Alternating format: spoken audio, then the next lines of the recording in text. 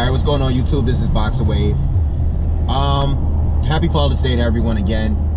And you know, I'm out on the road going to my dad's, and I figured this would be a good time to speak on Triple G. Okay? Now, we all know Triple G knocks out Steve Rolls last weekend. And I wasn't a fan of the fight. Okay, I think I did only one video speaking on that fight. Very disappointed in the level of opposition that Triple G faced. I know he's with Jonathan Banks now. I know he wanted to try some new things out. I know he has a multi-fight deal with the dazn, and I understand he's coming off a loss, a questionable loss to Canelo Alvarez. Okay, I understand that, but my argument was this: there's no reason why Triple G should be fighting guys like a Steve Rolls, all right, ever, okay? I think if he were to fight Steve Rolls, maybe coming off of a knockout loss or of a dominating, you know, if someone dominated against Triple G and he were to come back and have a first fight back, okay, maybe have a fight like that, you know, gain some confidence or whatever, you know, boost some confidence or something like that. That's the kind of fight that you have when you are coming off a bad loss or having a long layoff like a Tyson Fury, you know, coming back. That's the kind of fight that you have, okay? But Triple G is still active, okay? You know, I know he didn't go, I think he went, what, 9 months without a fight. There's no reason for him to fight a guy that's like Steve Rolls. You are a pound for pound caliber type of fighter. You should never be fighting guys on Steve Rolls' level, okay?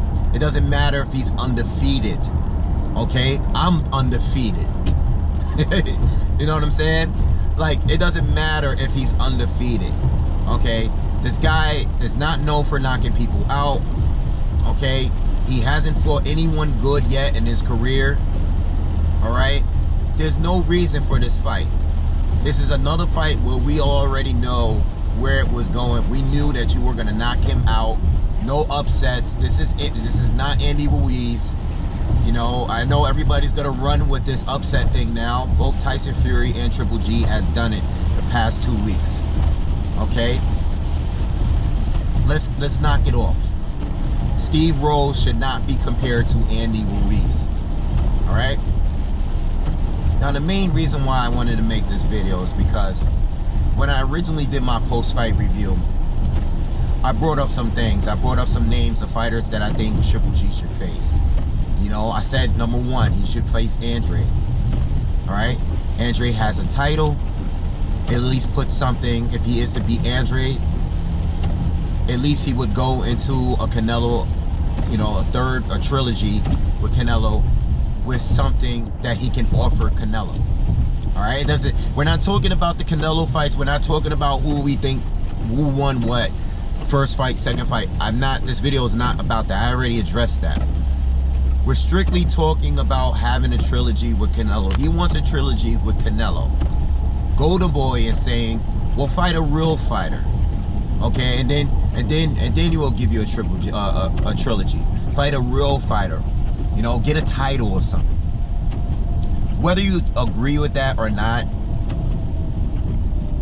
I can see where they're coming from because they already had two matches with Triple G. Okay, I know the first fight, questionable. A lot of people felt that Triple G won that fight, including myself. I think Triple G clearly won that first fight. I think Canelo got a gift draw. But the second fight, very, very debatable. There's a lot more people that believe that Canelo won that rematch. Okay? So Canelo's going on. He's went and had 2 fights since then. You know, I didn't think Rocky Fielding was that credible. I thought he was just big. But he went and knocked him out. And then he went on to fight Daniel Jacobs, who is very, very credible at 160. One of the most credible fighters that you can actually have. Alright? Before Canelo fight, that is the most credible name on Triple G's resume. And what did Canelo do? Beat him and didn't have too much trouble beating him. Okay? It wasn't nearly as good as the, or competitive as the Triple G and Daniel Jacobs fight. So I say, all right, well, look, fight Andre. Andre's undefeated. He's credible. He has a title at 160. Fight him. You know, he's with the Zone now. He's with Eddie Hearn. I mean, you're with the Zone. He's with the Zone. Fight him. Or if you don't want to fight him, if you feel like it's too risky, fight Jamal Charlo. Jamal Charlo's been calling you out for a while. He's a mandatory for the WBC. If you beat him up, then you can put yourself back in position to fight for a Canelo Alvarez title shot. You know, you take that mandatory spot. You know, Triple G comes out and says he's not looking, or he's not interested in fighting neither Andre or Jamal Charlo. Now, I've heard this before, right? Abel Sanchez said this before. You know, they weren't interested in fighting these guys. All right, that's a problem now. It's a problem now for Triple G. Now, if he wants to just look for the money shot, that's cool. That's his business. You know, he's 37 years old. He's 37 years old. He's had 2 fights with Canelo. He's made a lot of money, and he's just looking to make money. He says he's just looking to fight undefeated young fighters. Well, Andre and Jamal Charlo's undefeated, and they're still pretty much young, you know. But when I heard him say that, or his camp make that statement, I said, okay, they're looking to cherry pick until they get a big fight with Canelo again.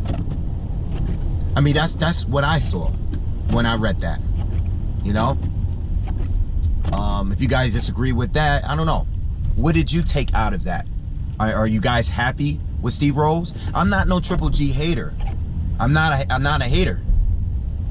I support this man. So you're hearing it from someone that actually supports this dude. Your legacy is in question. Because when you were the boogeyman, the division was much weaker. Okay? It was much weaker at the time where you were chasing the guys at 160. So, and to remind you guys, let's bring it back. Let's bring it back to 2013, 2014, when Triple G was the boogeyman. And we were making I was making videos about this back then. Okay? Back at 160, who was the top at 160 years ago? He had Sergio Martinez, all right? He was on his last days, okay? Martin Murray proved that, all right? Martin Murray won that fight. Sergio Martinez gets a gift, okay? He gets a gift against Martin Murray. If you guys remember that, he got that. All right, Triple G is emerging at this point. He's fighting guys like Proxa at this point. All right, Proxa, Adama, Curtis Stevens. This is around that time. All right, Martin Murray, Matthew Macklins. These are the guys that Triple G was beating at that time. Okay, so at the division, who did you have? You had Sergio Martinez.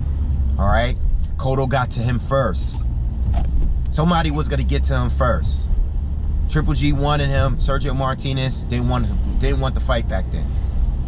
Julio Cesar Chavez, he's another guy. Sergio Martinez got to him first, beat him, close 12th round, but beats him. What happens?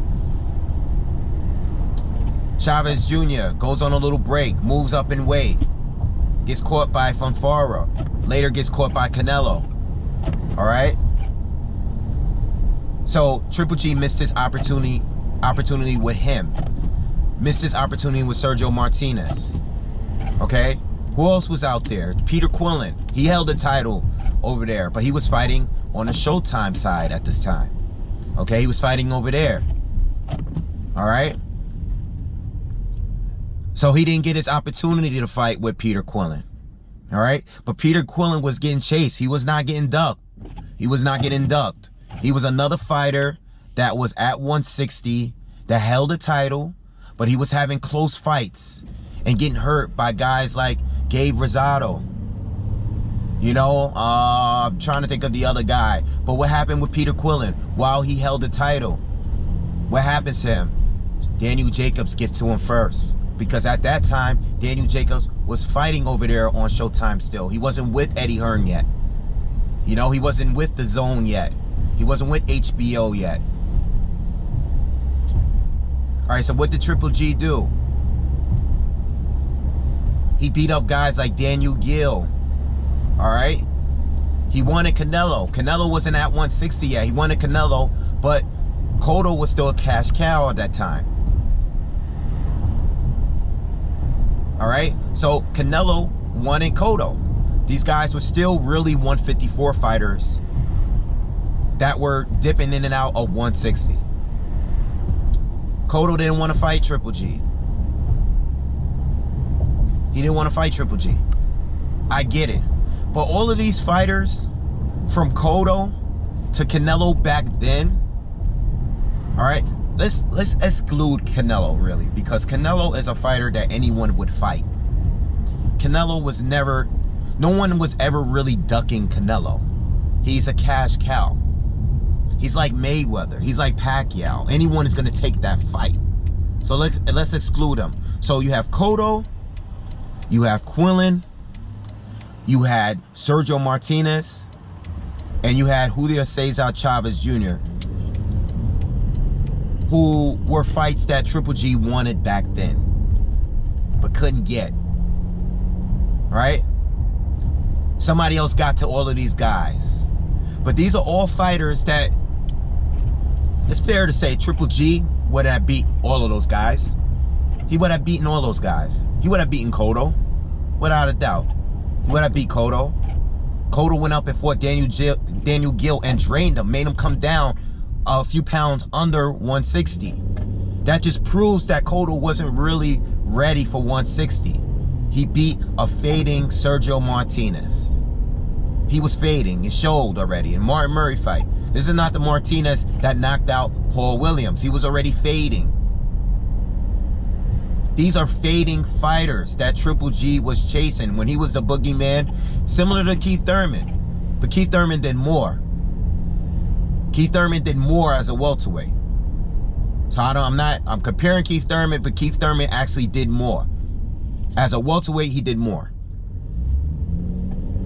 You know, I know Triple G got more knockouts, but Triple G never fought a really dangerous fighter. Triple G never fought someone that we all thought he might lose this one. Curtis Stevens, Matthew Macklin, David Lemieux. David Lemieux was his first. David Lemieux was his best fighter on his resume until he fought Daniel Jacobs.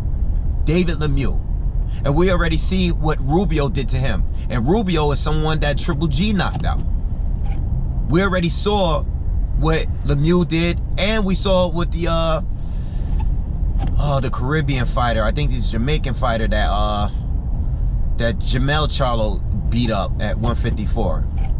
The other guy that beat David Lemieux after Rubio beat him. All right?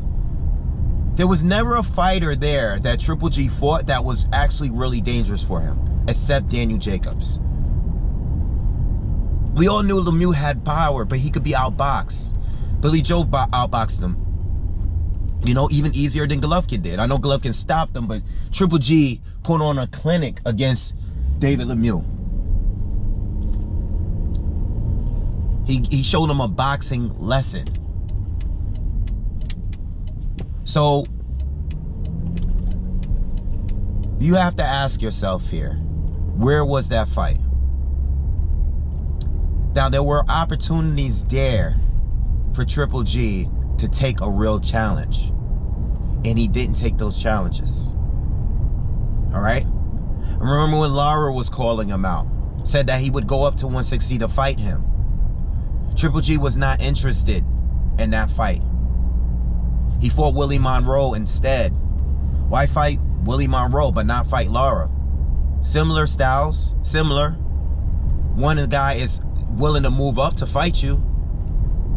One guy has a better resume than you, than Willie. You know, Lara had the better resume. It was a more credible opponent. In fact, Lara would have been his most credible opponent if he had fought Lara. I made videos about this back then, guys, years ago. I said Triple G should fight Lara. And Lara's like one of my favorite fighters. And I said Triple G would probably beat him. He should take the fight. He didn't take the fight. Now, I know you guys are going to throw in contracts and stuff like that. No. Triple G was not interested in a fight. Let's be real. Let's be real. Triple G was not interested in fighting Lara. I've seen interviews with Abel Sanchez. He would address Lara. He's addressed Lara several times. Let's talk about Andre Ward. He didn't fight Andre Ward. Andre Ward said, I'll come down to 164 to fight you. These guys said, no, we don't want that fight. But they were willing to move up to fight Carl Frampton. I mean, not Carl Frampton. I'm bugging. They were willing to move up to fight Jesus Christ. Why can't I think of his name right now? Not Carl Frampton. Why can't I think? I'm having a brain freeze right now. Why can't I think of this guy's name right now? Jesus Christ. I can't think of his name right now. Damn it. You guys know who I'm talking about. Carl Froch. He was willing to move up to 168 to fight Carl Froch, but was not interested in fighting Andre Ward. Now, back then, I made videos about this. I defended that by saying Carl Froch was staying active.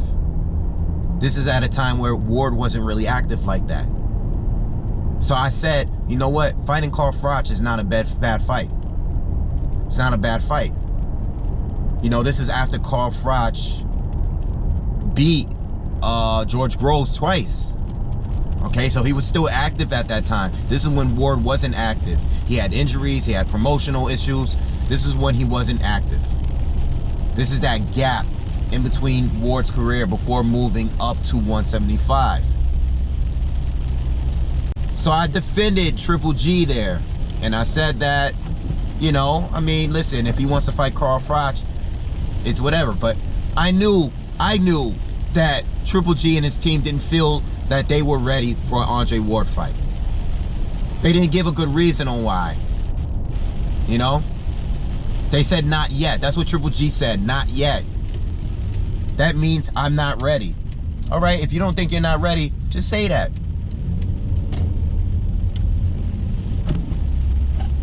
So these are opportunities that Triple G had. And now, fast forward back to 2019. He could fight Andre. That fight is on the table. Andre came out and said that he's only fighting Selecki because Triple G didn't want to take the fight. Jamal has been calling him out for quite some time. Triple G does not want to take the fight. You did not do enough for me. You had a lot of knockouts. You had a lot of great fights. But when it came to dangerous fighters for you, you only really fought one. And that was Daniel Jacobs.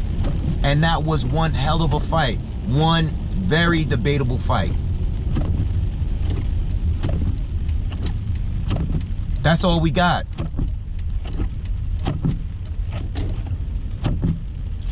Anyway, I have to go. I just arrived here and I'll speak more on this later. All right, but you guys, very disappointed.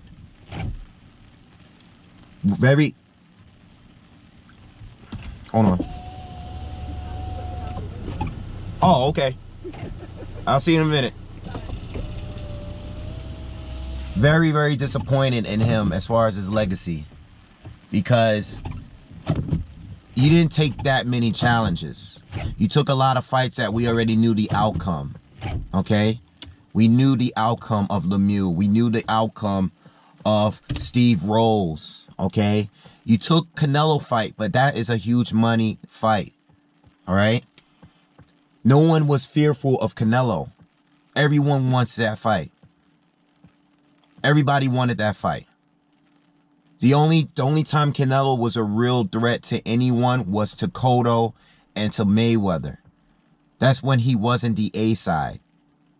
But in every other fight, he was the A side. Everybody wants a fight with Canelo Alvarez because there's money involved. But outside of that, you didn't take any real challenges.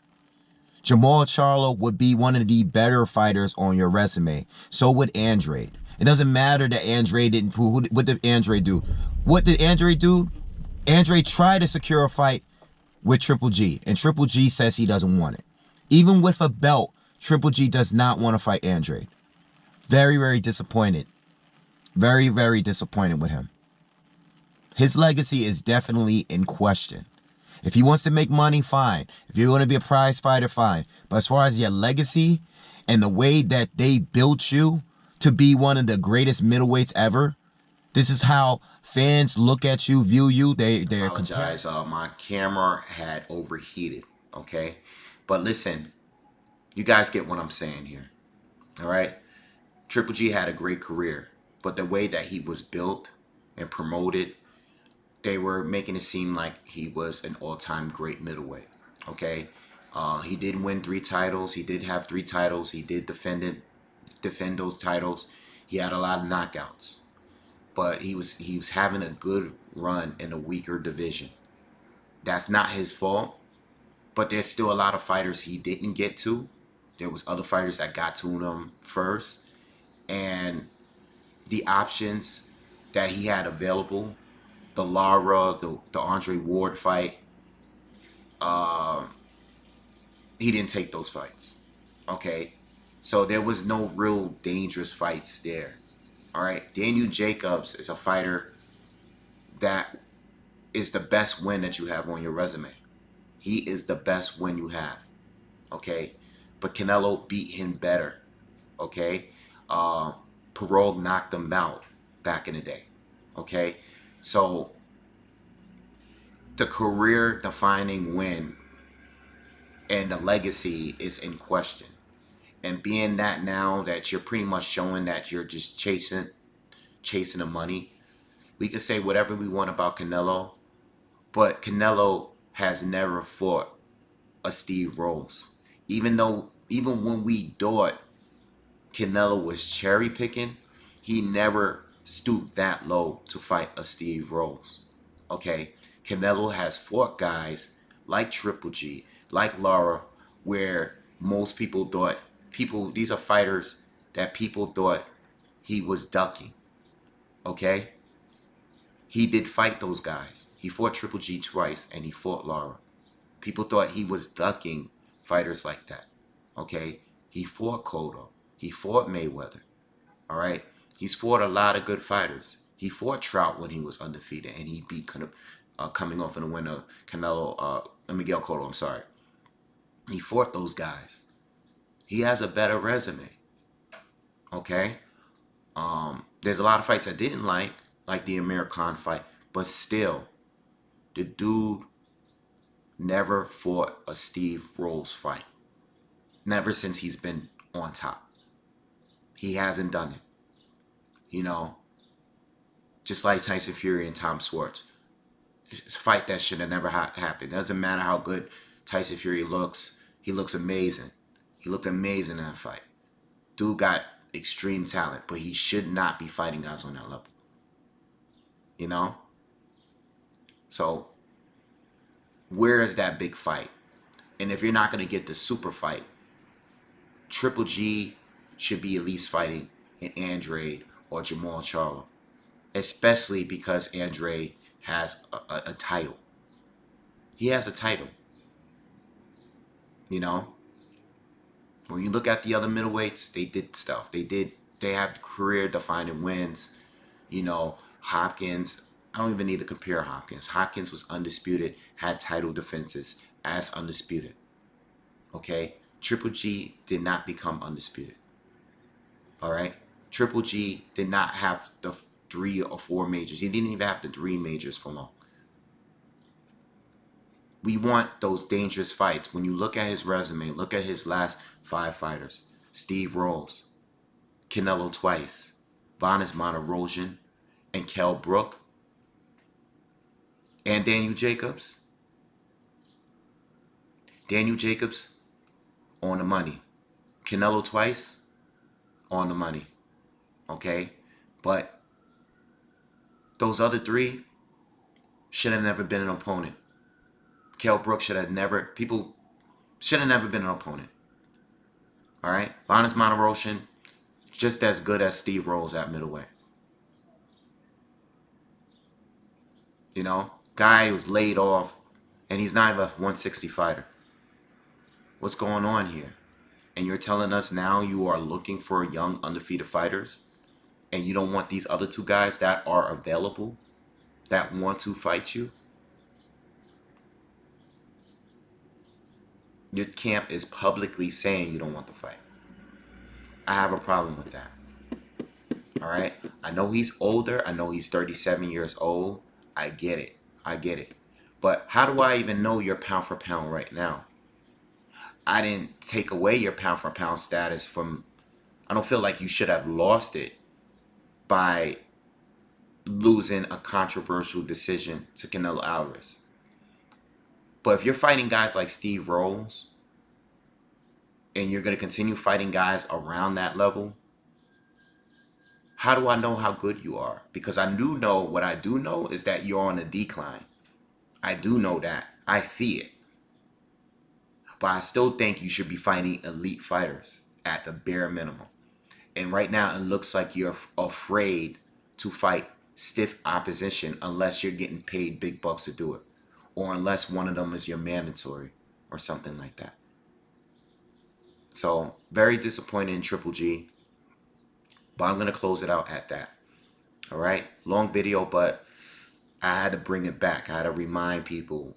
Carl Froch, Andre Ward, Erislandy Lara, all the opportunities. What was happening at middleweight back then? When he was the boogeyman and when he was chasing people. All right? Make sure you guys subscribe, and I'll see you guys on the next one. Peace.